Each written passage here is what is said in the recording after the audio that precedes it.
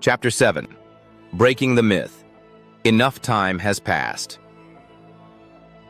No phrase is more dismissive or more pervasive than "enough time has passed." Whenever discussions of reparations or structural reforms arise, critics insist that the civil rights victories of the 1960s already leveled the playing field, giving African Americans ample decades to catch up.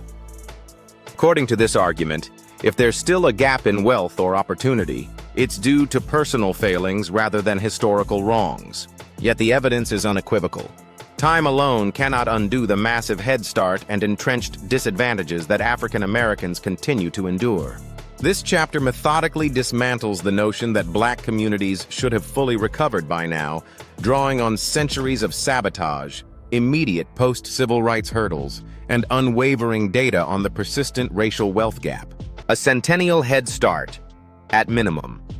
A foundational issue often ignored by the "enough time" proponents is that generational wealth compounds over decades. When the Civil Rights Act of 1964 passed, white families had already enjoyed centuries of stolen or inherited advantages, ranging from land granted during westward expansion to the preferential distribution of federal resources in the New Deal era.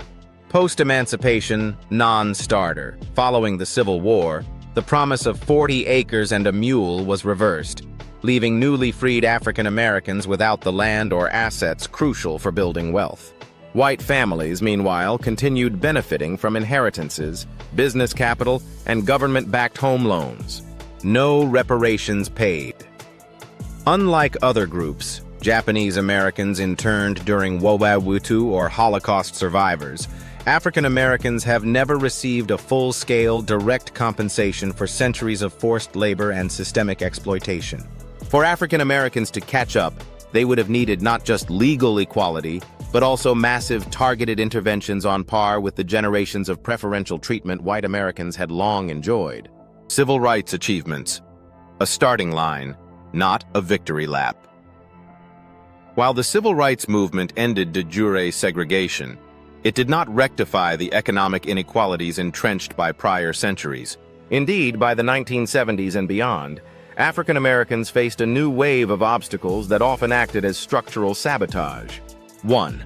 Redlining and housing discrimination, post-1960s. Despite the Fair Housing Act of 1968, banks, real estate agents, and insurers continued subtle yet pervasive discriminatory practices. 2. Predatory lending and higher interest rates for black homeowners still hamper wealth accumulation, leading to generational deficits in property equity. Predatory lending and financial exploitation. From the 1980s onward, subprime loans and payday lenders disproportionately targeted black neighborhoods. These practices trap families in cycles of debt, preventing wealth building and often culminating in foreclosures that wipe out home equity. 3. Mass incarceration, the war on drugs, and other tough-on-crime policies enacted in the late 20th century led to unprecedented incarceration rates among African Americans, robbing communities of potential wage earners and future entrepreneurs. A prison record severely curtails employability and creditworthiness, perpetuating generational poverty. 4. School funding inequities. Public school funding often derives from local property taxes, meaning historically under-resourced black neighborhoods continue to have subpar schooling infrastructures.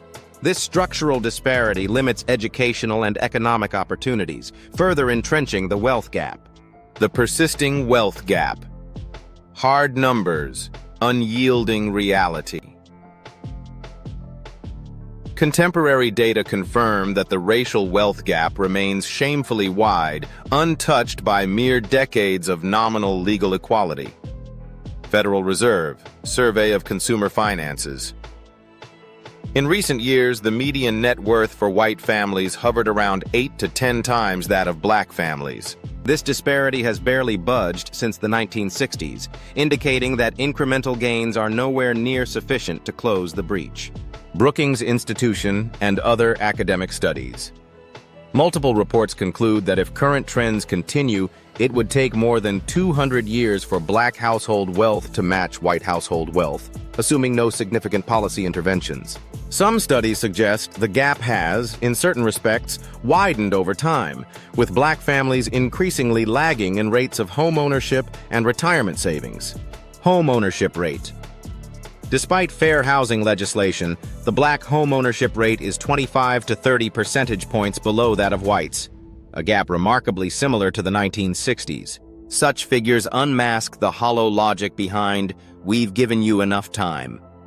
If 6 decades of equal rights haven't bridged these divides, it's not due to cultural deficiencies within black communities, but rather ongoing structural barriers. Dismantling the bootstraps myth. Those insisting African Americans should have recovered often invoke the pull yourself up by your bootstraps argument, ignoring how systemic sabotage repeatedly cuts those straps. 1. Forced vulnerability. Black businesses historically lacked generational capital reserves, making them more vulnerable to downturns, recessions, or discriminatory lending. Government-sanctioned destruction of black economic hubs, like Greenwood and Rosewood, left scars still unhealed. 2. Denied credit and investment. When mainstream institutions refuse to lend or invest equitably, entrepreneurs cannot scale their ventures, and local economies stagnate. Even well-respected, profitable black businesses have historically faced biases in capital markets, hindering expansion and wealth building. 3. No escape from policy. Impact individuals can work exceptionally hard, but if their neighborhoods are over-policed, schools underfunded, and local property values artificially suppressed by racist policies, the opportunity to bootstrap is greatly diminished. A multi-century lag is not fixed in one generation. Comparisons abound. If your competitor in a marathon starts hundreds of miles ahead, you don't solve the inequality by simply allowing the other runner to enter the race. True rectification demands more than just time or fair rules going forward.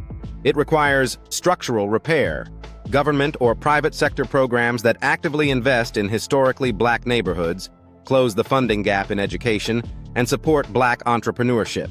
Reparations and debt repayment. Direct compensation or infrastructure building funds, recognizing that stolen land, unpaid labor, and destroyed businesses created a multi-trillion-dollar debt.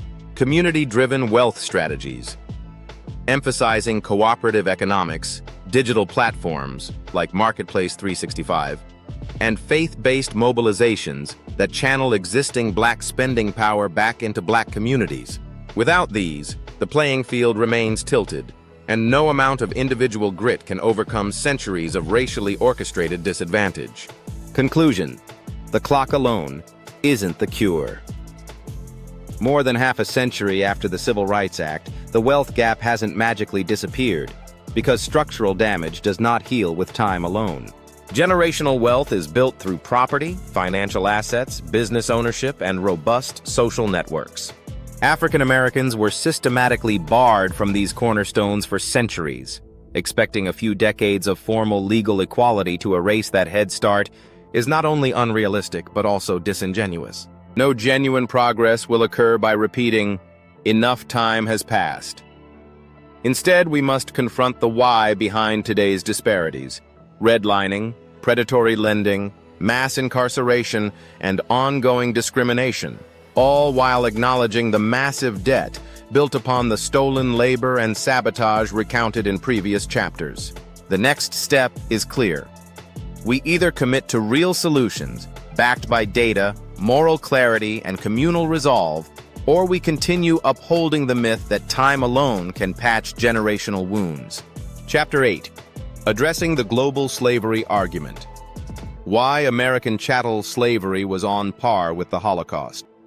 One refrain often voiced by figures such as Elon Musk, Candace Owens, and Vivek Ramaswamy is that slavery was practiced all over the world until it was outlawed. So singling out the United States somehow misrepresents history. While it's true that various forms of bondage and servitude existed globally, American chattel slavery was distinct in its scope, legal framework, and multi-generational brutality. particularly when paired with the subsequent century of Jim Crow laws. This chapter confronts the slavery was everywhere argument head-on, illustrating how the U.S. system was both unprecedented in its legal entrenchment and unmatched in its racial specificity. A global perspective on slavery. Slavery, in different forms, indeed existed across civilizations. People were enslaved due to war, indebtedness, or as punishment for crimes. In certain societies, enslavement was time-bound or offered a pathway to integration within the enslaver's community. However, broadening the conversation to everyone did it risks erasing critical differences. 1. Duration and heredity. In many historical contexts, e.g. the ancient Near East, parts of Africa, and Asia, enslavement was not necessarily a permanent hereditary status. There were often routes to manumission. American chattel slavery, by contrast, codified that the status of enslaved people passed automatically to their children, creating a perpetual undercaste. 2. Racialized basis. Whereas slavery in some cultures spanned various ethnicities, in the U.S. it specifically targeted people of African descent. The one-drop rule and other legal constructs further entrenched slavery as a race-based institution. This racial dimension set the stage for systemic discrimination that persisted long after slavery ended, culminating in Jim Crow laws and a continuing racial wealth gap. 3. Forced breeding. The practice of forcing enslaved women to bear children who would themselves be enslaved was not a hallmark of most historical systems. This uniquely commercialized human reproduction in the U.S., further increasing the enslaver's wealth while subjecting generations to inescapable bondage. The American Chattel Slavery Framework. American chattel slavery was neither a short-lived nor a loosely regulated system. It was meticulously constructed and legally sanctioned, shaping everything from the nation's economy to its cultural psyche. 1. Legal codification. Colonial assemblies and state legislatures passed slave codes that spelled out the enslaved person's total lack of rights. These codes were later enshrined in state constitutions and federal legislation. Enslaved people were legally defined as property, movable assets to be bought, sold, insured, and mortgaged. 2. Massive economic impact. By the eve of the Civil War, the economic value of enslaved people in the South exceeded that of all railroads and factories combined in the country. This concentration of wealth generated by forced labor underpinned the global cotton economy, fueling industrialization in both the U.S. and Europe. 3. Intergenerational enslavement. The U.S. system ensured that the children born to an enslaved mother would likewise be enslaved, effectively condemning entire bloodlines to servitude. This feature amplified the cruelty and guaranteed that an enslaver's wealth, built off human bondage, would perpetually expand. The brutality of forced breeding camps. One particularly horrifying aspect of American chattel slavery was the institution of forced breeding camps, especially once the international slave trade was banned in 1808. Economic incentive. Enslavers realized that breeding enslaved women within the U.S. was more profitable than purchasing newly trafficked individuals. Women were often forced to bear multiple children, each viewed as future labor or assets. Plantations in states such as Virginia and Maryland became notorious for breeding enslaved people to be sold to newer plantations in the Deep South. Emotional and bodily autonomy. Denied. Enslaved women had no say in these reproductive demands. Their bodies were commodified to replenish and enlarge the enslaved population. This atrocity fundamentally differentiated U.S. slavery from many other systems where childbearing, while sometimes exploited, was not industrialized in the same manner. 400+ years of policy-driven disenfranchisement. Even after the 13th Amendment supposedly ended slavery, African Americans found themselves in an ever-evolving labyrinth of discriminatory policies. 1. Black codes and convict leasing. Post-Civil War laws criminalized minor infractions like vagrancy, primarily targeting freed people. States then leased these convicts to private companies, perpetuating near-slave labor conditions. This system ironically replaced the plantation with prison farms, guaranteeing cheap labor and continuing racial subjugation. 2. Jim Crow. late 19th, mid-20th century. Legal segregation barred African Americans from quality education, fair housing, and equitable employment opportunities. Lynching and racial terror enforced these systems, with local law enforcement often complicit in the violence. 3. Federal sabotage of black wealth. Redlining, highway construction through black neighborhoods, and predatory lending further curtailed any economic progress. No other country with a history of slavery erected such an elaborate system of post-abolition measures specifically aimed at denying the formerly enslaved and their descendants equal access to wealth building. Countering it was everywhere with scale and legacy. In confronting those who downplay U.S. slavery by referencing a global past, two critical points emerge. 1. Scale and duration. The Atlantic slave trade forcibly brought millions of Africans to the Americas, with the U.S. alone enslaving generations for more than 200 years.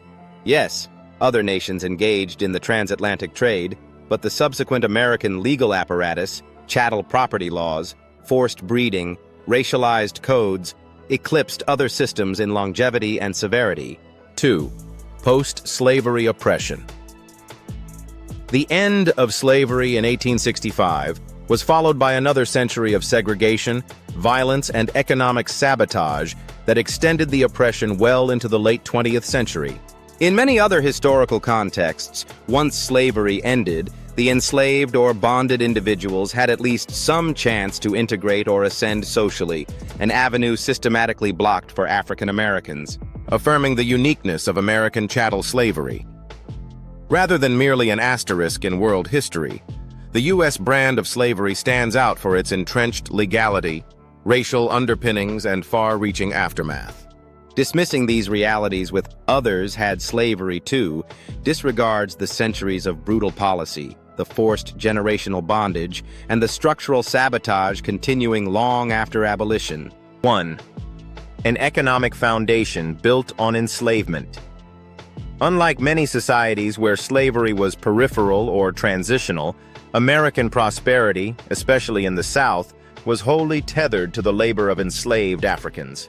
This created massive wealth for white elites, leaving an immeasurable deficit for African Americans that no other global system quite replicated. 2. Legacies that refuse to disappear, from housing discrimination to mass incarceration. The vestiges of chattel slavery's racial hierarchy remain visible in 21st century policies. Few other post-slavery societies have erected so many subsequent barriers to the descendants of enslaved people. Conclusion: a system like no other. While it's true that forms of servitude or bondage existed worldwide, the U.S. version of chattel slavery was unparalleled in its systematic, race-based severity. Its direct fusion with the law, its hereditary nature, and its reliance on forced breeding ensured that entire African American bloodlines remained trapped under oppression for centuries. Followed by a century of Jim Crow and other forms of discrimination, this reality renders any quick comparison to global precedents inadequate at best, and deliberately misleading at worst. Countering the everywhere argument, thus, isn't about negating the pain of others who experienced slavery in different contexts. It's about recognizing the unique fusion of brutal policies, racial ideology, and unbroken economic exploitation that characterized American chattel slavery and its aftermath.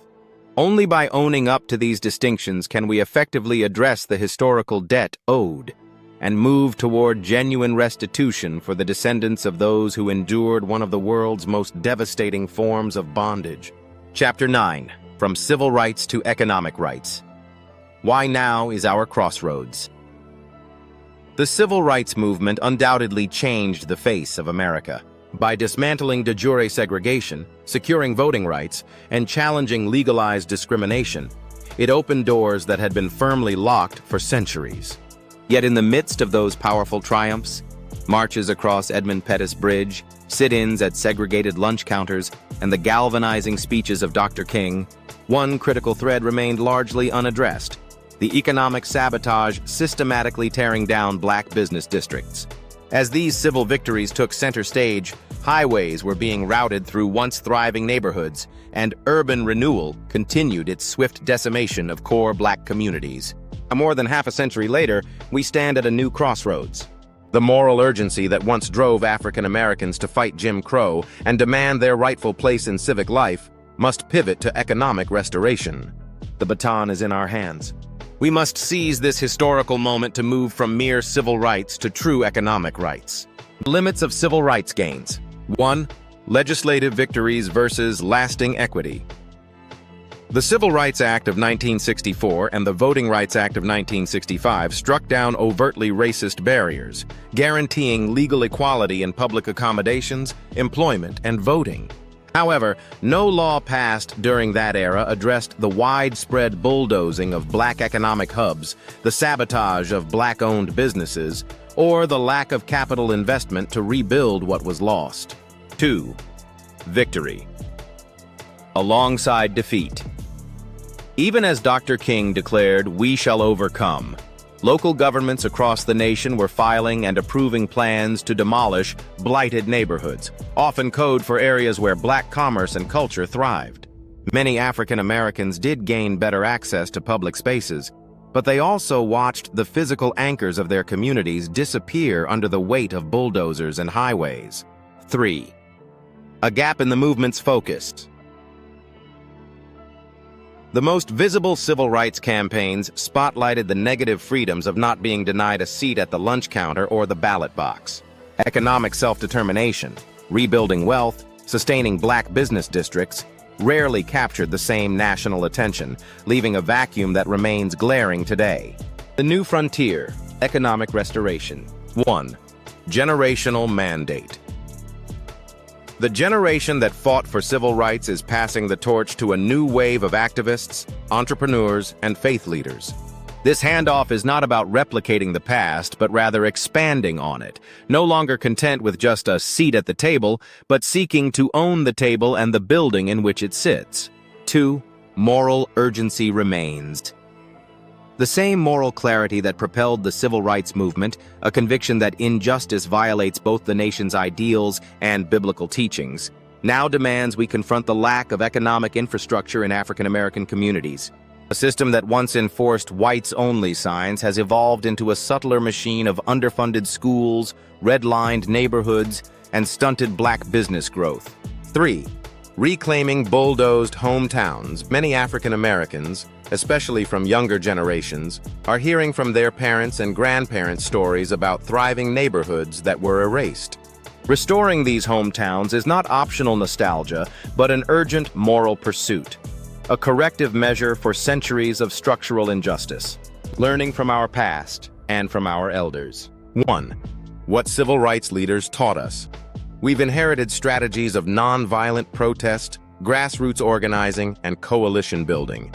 These remain invaluable tools to challenge modern forms of discrimination, like predatory lending and gentrification. Yet we must adapt them to a fresh focus: local investment, cooperative economics, leveraging technology, and data analytics. 2. Addressing the intentionally ignored. Where the civil rights movement primarily targeted access to public accommodations, we now need to channel that same energy into legislative pushes for business grants, capital investments, and policies that protect minority-owned enterprises from displacement.